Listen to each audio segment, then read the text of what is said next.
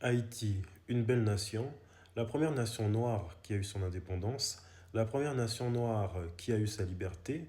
Malgré tout cela, les femmes d'Haïti ne sont pas libres, elles ne peuvent pas vivre, car dans certaines zones d'Haïti, il y a des gangs, il y a beaucoup de violence, les hommes et les femmes sont ciblés.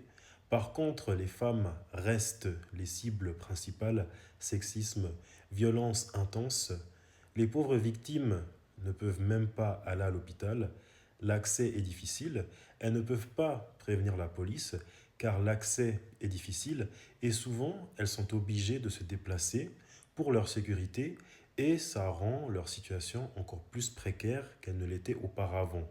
Les femmes haïtiennes, très intelligentes et débrouillardes, représentent un pilier majeur de l'économie, notamment informelle et commerçante.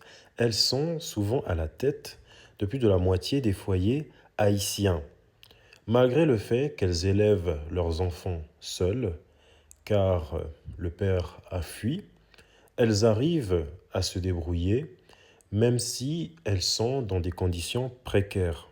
En dépit de la pauvreté, les femmes haïtiennes se préoccupent beaucoup de la santé de leurs enfants et elles permettent à ceux-ci qu'ils aient accès à l'éducation, c'est-à-dire aux écoles.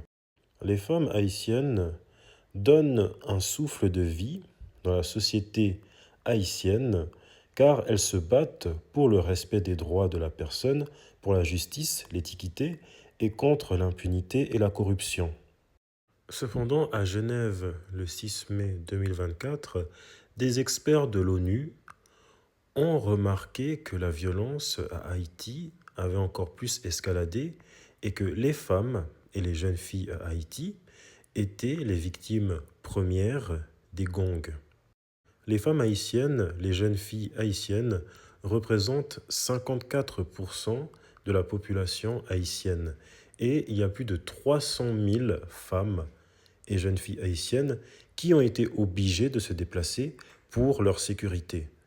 Mais elles n'arrivent pas à trouver un logement. Les femmes haïtiennes sont victimes de toute forme d'agression, les grossesses précoces, les mariages forcés, les viols, les agressions et même les enlèvements. Celles-ci, malheureusement, elles n'ont pas accès aux hôpitaux ni encore à la police. Voici une vidéo que je vais joindre de France 24 qui raconte d'une femme haïtienne qui a malheureusement été victime de viol. Il y a beaucoup de femmes haïtiennes qui sont passées par là.